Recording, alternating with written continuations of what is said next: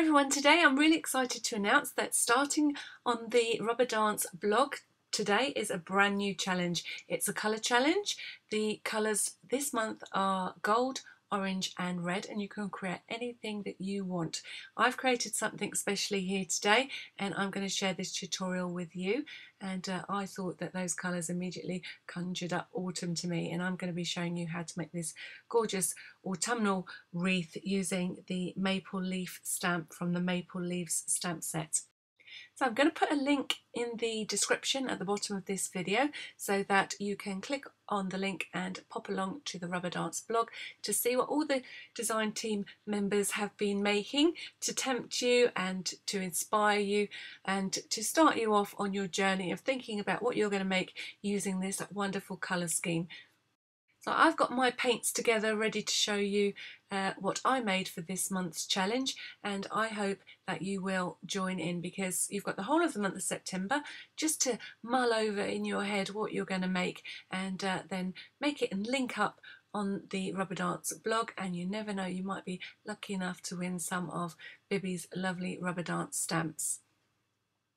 It did feel a little bit strange joining in with this challenge, because normally I love joining in a challenge, but normally I am a participant, and this time I'm one of the people that are hoping to inspire you to join in. So it's a little bit different for me this month, but I'm looking forward to trying to tempt you to play along each month, and looking forward to trying out all the lovely colour schemes that are going to be coming your way each month with this new challenge.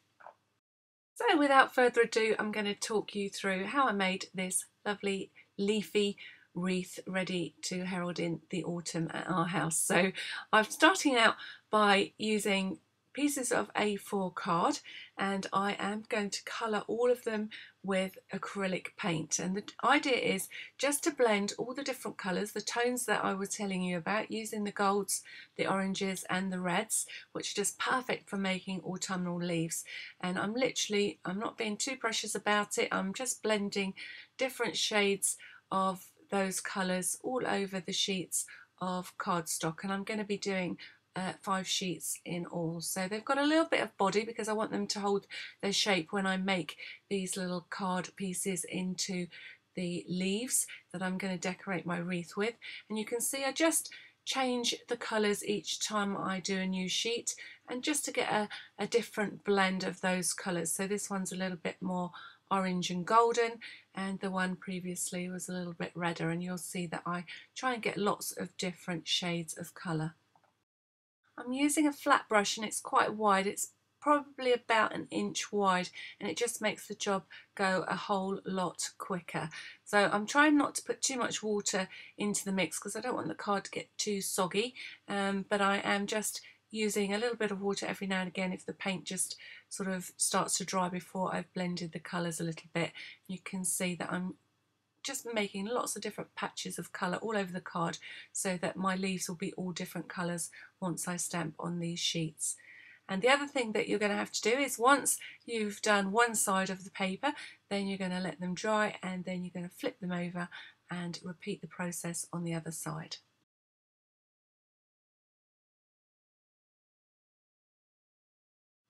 So one of the things that I did try to do when I did the other side was to sort of match the colours that I'd use, try to get a similar shade. You'll never get it exactly, but I am going to try and get a similar shade on both sides of the piece of cardstock. So once you've coloured both sides of your 5 pieces of cardstock, then you're going to have to make sure that they're nice and dry before you begin stamping, because if they're wet, they'll hold on to that embossing powder. So this is a gorgeous stamp set, and the leaves are really realistic, as you will see. I'm going to be using the slightly lighter of the 2 stamps so that plenty of the colour that I've put onto this card is going to show through. And now all the papers are dry, it's onto the embossing. You can see I'm using a piece of foam to stamp onto. My papers are dry, and I have already stamped quite a few of these little leaf images, and I think I end up with between 30 and 35 by the time that I've finished stamping all of my papers. I'm using a perfect medium ink pad, and I'm inking up my stamp by tapping the pad onto the stamped image, and then I'm pressing the image down onto my painted paper. And I know you can't see the image, but once we add the embossing powder, and I'm using this red from Stampendous, it's something that I've had in my collection forever, but I've tried to get a nice deep red, it's almost a brownie red, to go with all my lovely autumnal tones. And then I'm just tapping off the excess powder. You can see I've got a lovely leaf image. You can see how realistic it's going to look. Be careful if you don't put your embossing powder away, not to blow it away with your heat gun. And the other thing to do if you're embossing is to make sure as soon as your embossing powder melts, you move on to another part of your stamped image. If you overheat embossing powder, it will melt into the paper and it won't be as shiny and raised as it should be. So you can see there as I turn my image and it catches the light.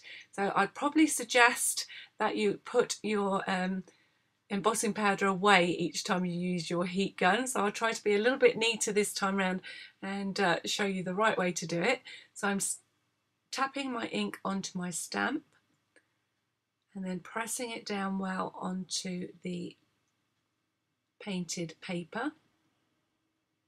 You can see by colouring my paper in this way, I'm going to get lots of lovely shades of colour on my leaves.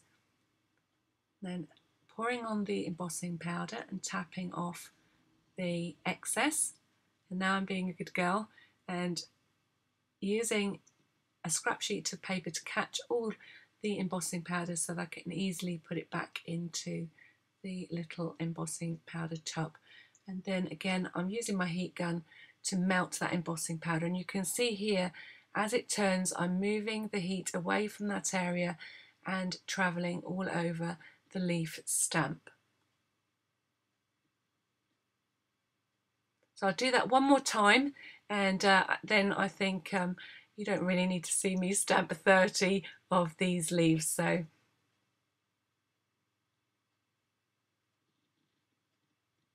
I'm pressing down well. And I have to say that this image stamps beautifully. I didn't have any problems with it whatsoever. Once you get a little bit more confident, I know you can't actually see the image, but I can see it. I can see the sort of slightly shiny stamped image. So I'm just going to go ahead and stamp the rest of the leaves that will fit on this piece of paper.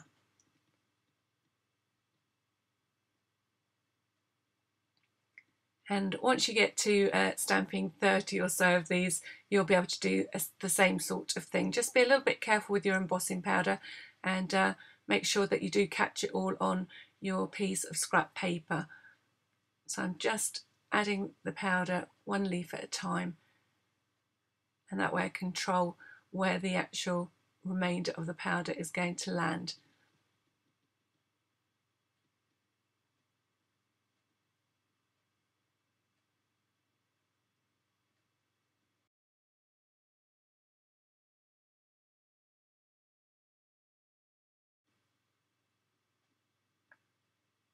And then heating up the embossing powder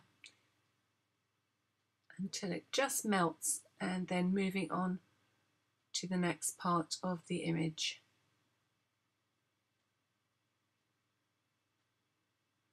And you can see what I mean, but it's quite a burgundy red, so it's a lovely red to put with this maple leaf stamp. So you need to get a little bit of a conveyor belt going with your leaves. So I found that I just sort of did a sheet at a time, and that way I didn't get too bored with too much stamping or too bored with too much cutting out. But you could stamp all your images and then go and sit in front of the TV and cut out all your leaves. So I find it easier just to separate the leaves first and then to cut around the outline. And then it's time to cut out all those lovely leaves. And you can see here as I cut this leaf out that I'm actually turning the paper rather than the scissors.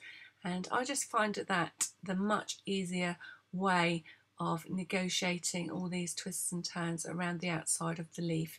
I mean, it's not difficult to cut out by any stretch of the imagination, and if you make a little error, it really won't matter, because you don't get all perfect leaves landing on the ground, and that's what we're trying to mimic. But you can see how realistic these look when they're cut out, and I think they're going to look fabulous on the wreath when they're all grouped together. So once all your leaves are cut out, it's time to crinkle them up a bit to make them look a little bit more 3D. And I'm just folding along each of the main veins of the leaf, and then I'm kind of pushing one against the other, almost like making it into a slight fan shape. And then I'm just adding a few extra crinkles just to make it look even more realistic. So just folding along the veins first, and then kind of nipping them together to just make a little valley in between each of those veins. So far we've painted our paper, we've stamped and embossed our leaves. Now we're shaping them, and then we're going to do one more final step before we begin to add them to our wreath. So as I work my way through all my leaves, what I've done is I've just put them into groups. I've kind of shaded them from dark to light, and you'll see why I've done that as we start to add them to our wreath. And these are the very lightest ones, the ones that look the most golden.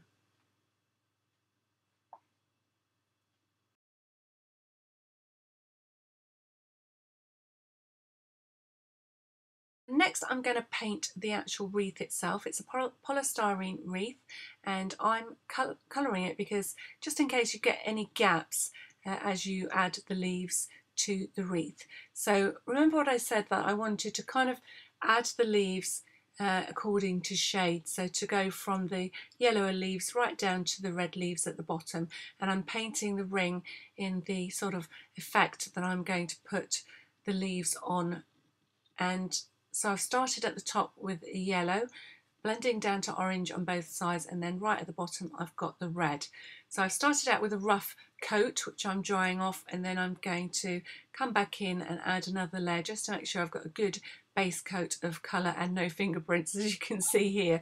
So the first coat I wasn't too worried about, but this time I'm going to be a little bit more careful.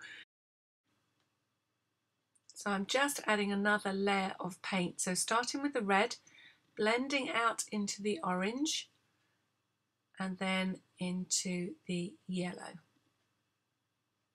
Again, you don't have to be too perfect with the blending, it's just a rough idea. Most of this is going to be covered by leaves, but it will just help you as well to judge, when to change the tone of the leaf slightly.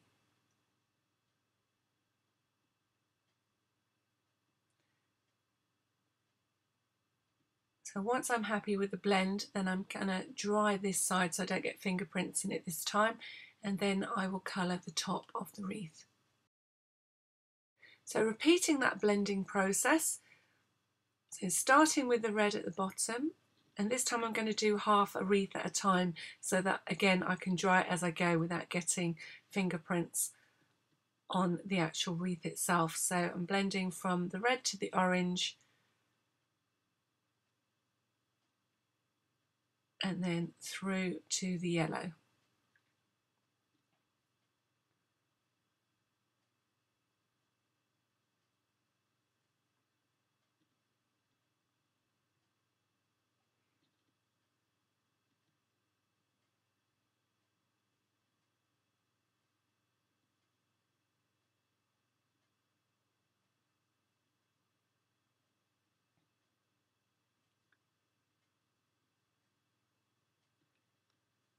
Now, if you use your heat gun to dry your wreath, don't go too close, because if you go too close, you'll melt your wreath. It's plastic, or it's polystyrene, and polystyrene melts. So I'm keeping the heat gun moving, and I'm not going too close with the nozzle. And once it's dry, I'm carrying on with that blend around the rest of the wreath.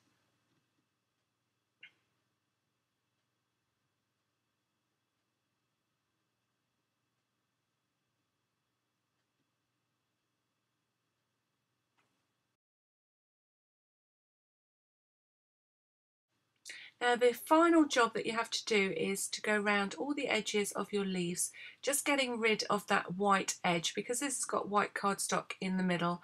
I'm just blending my distress inks all the way around the edges of my leaves, and I'm just using the colours that go with the actual main colour of the leaf. So this leaf's quite red, so I'm using a red to go around the edge. And for the orange leaves I'm using Rusty Hinge, just to get rid of that white core.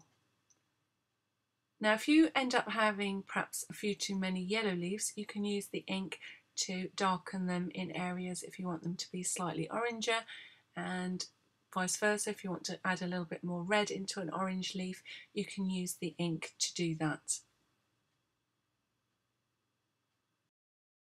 So I've opted to use my hot glue gun to attach my leaves to my wreath, and sometimes I'm going to be using whole leaves and sometimes I'm going to chop them in half, and each time I cut them in half I'm going to get rid of that white core by just brushing the ink around that cut edge. So I'm just having a little think about the best way to wrap these leaves around to get the nicest shape and the best coverage. So I'm using my hot glue gun.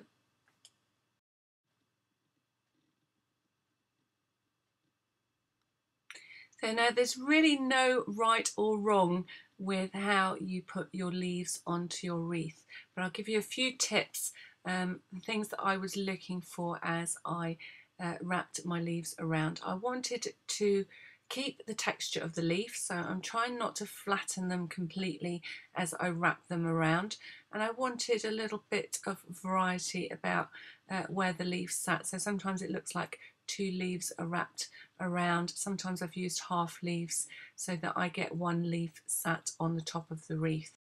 So I'm calling the yellow section of the wreath the top of the wreath, and I've started with a couple of leaves going in one direction, and then I'm coming back the other way, and these are the leaves I'm putting on now, so that both of my sets of leaves will come down either side of the wreath and meet at the bottom in the red section. So I'm starting with the yellower leaves and then gradually moving in to the slightly darker shades. So I'm hoping to get a lovely ombre effect with the leaves as I move down each side of the wreath.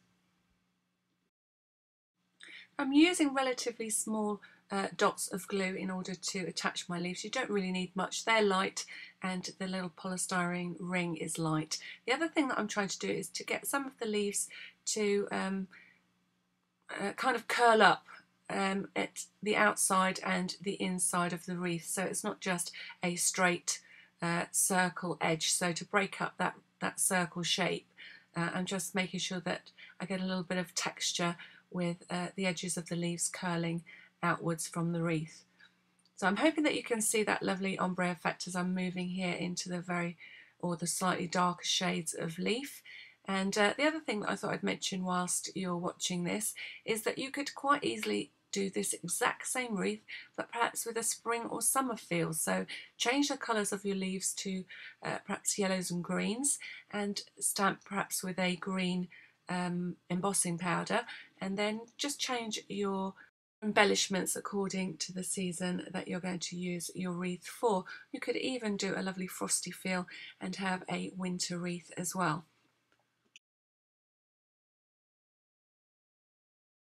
So I've reached the bottom of my autumnal wreath and I have kept one yellow leaf separate, and you'll see how I use that in just a moment.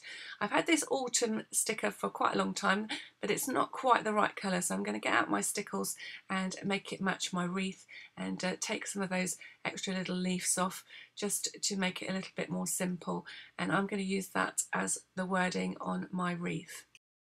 So the next thing that I'm going to do is use some Dylusions inks and Distress inks as well, just to get a nice matching ribbon, a ribbon to match the colours that I've already got on my autumnal wreath. I'm just going to keep it slightly lighter than the red tones of the leaves at the bottom, so I get a little bit of contrast, and I'm going to use this ribbon to wrap around the bottom section of the wreath and to make a lovely bow to finish everything off. So I'm adding yellow and orange dyes and then a little bit of red distress ink. And once I'm happy with the colour, I'm just drying everything off, ready to use on the bottom of the wreath. So I'm just attaching the end of the ribbon to the wreath with a little bit of hot glue, and then I'm wrapping the ribbon around that section at the bottom of the wreath that we had between the two lines of leaves, where the leaves are about to meet. So I'm just wrapping the ribbon to cover that section, and then when I'm happy with that, I've just finished it off with a little bit of hot glue. So for the next part, I disappear on and off camera, but I'm going to talk you through making a loopy bow. So I'm sort of judging the total width of the bow that I want to make, and then I'm creating a series of loops of ribbon.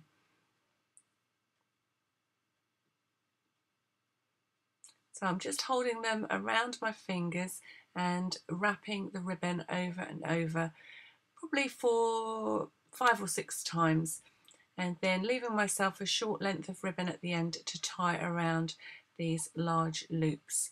So the main thing to do before you tie the ribbon around is to make sure that both ends are in the centre of the large loop. That way, when you tie the extra piece of ribbon round, both ends are caught in the knot that you will create.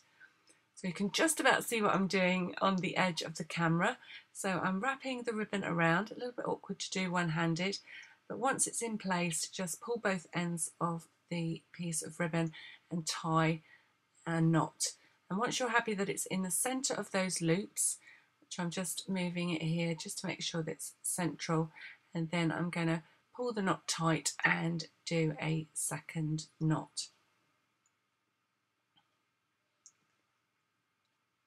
Now I did think I was going to fan these little loops out and make a bow, a traditional shaped bow, but the more I worked the ribbon, the more I liked all the little loops together. So you'll see I grip them a little bit more of a half rosette style by the time I come to attach this to my wreath. And the other thing that I'm going to do is trim away these long ends of ribbon.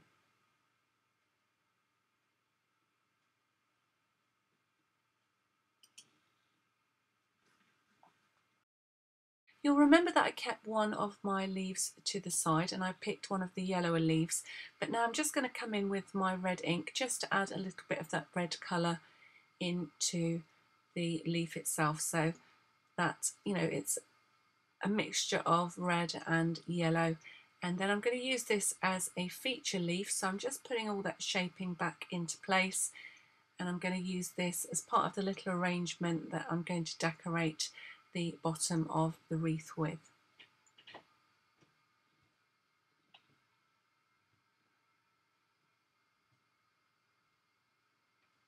And that's going to sit here on my wreath, and I'm going to arrange it with the ribbon bow. And it was at this point that I thought, actually, I don't really like the bow as it is, and you'll see that I'll gather it all together by the time I stick this to the wreath.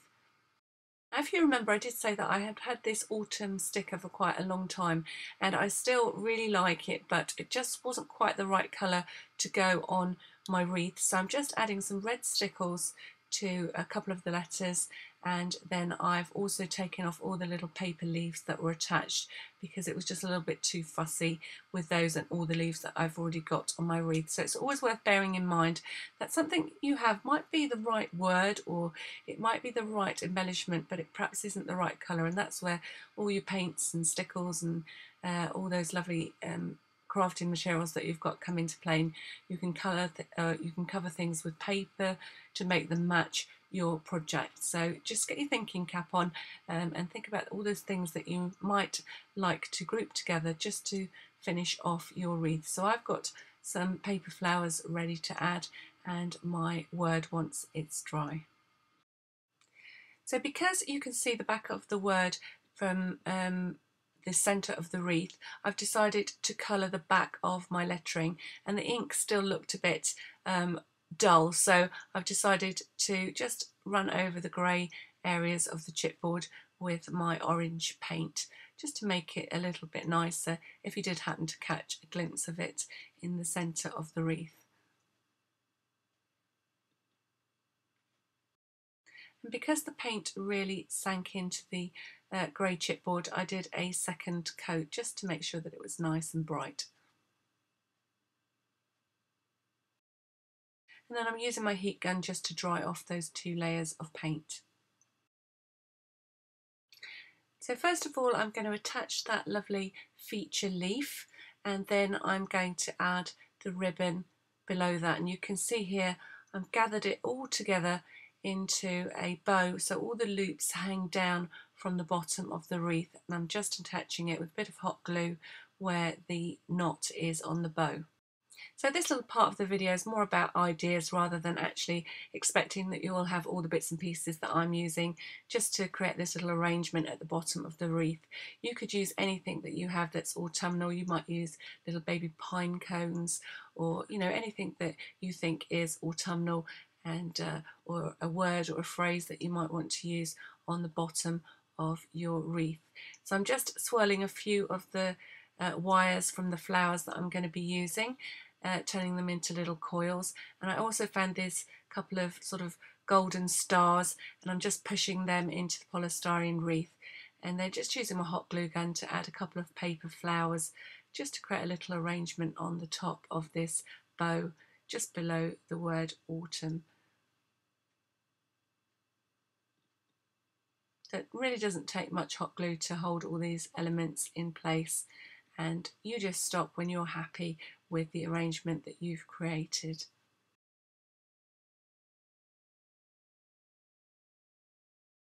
And then for a final finishing touch, I just took some golden shimmer spray and sprayed the entire wreath just to give it a little bit of a gold shimmer, and then dried that off with my heat gun. I really hope that you give this a go. These stamps are absolutely gorgeous. You can see I've achieved a really realistic effect, and I've had great fun doing it. It's not difficult to do, it's just a little bit time consuming, and I've got a lovely home decor piece to herald in the autumn, much as I really don't want to give up the summer, but autumn's on its way, and I've got this to celebrate the gorgeous colours of the trees that we'll see this season. So don't forget to pop along to Rubber Dance and check out the blog and see what everyone has been up to, and gradually over the month you'll see lots of links appearing as people make their pieces using this month's colour challenge, which is orange, gold and red, perfect for any kind of autumn project that you might have in mind. So if you've enjoyed my video, don't forget to hit that subscribe button or the thumbs up button or the share button, and spread the creativity around. And until next time, don't forget to stay tuned for the links. Thank you for watching.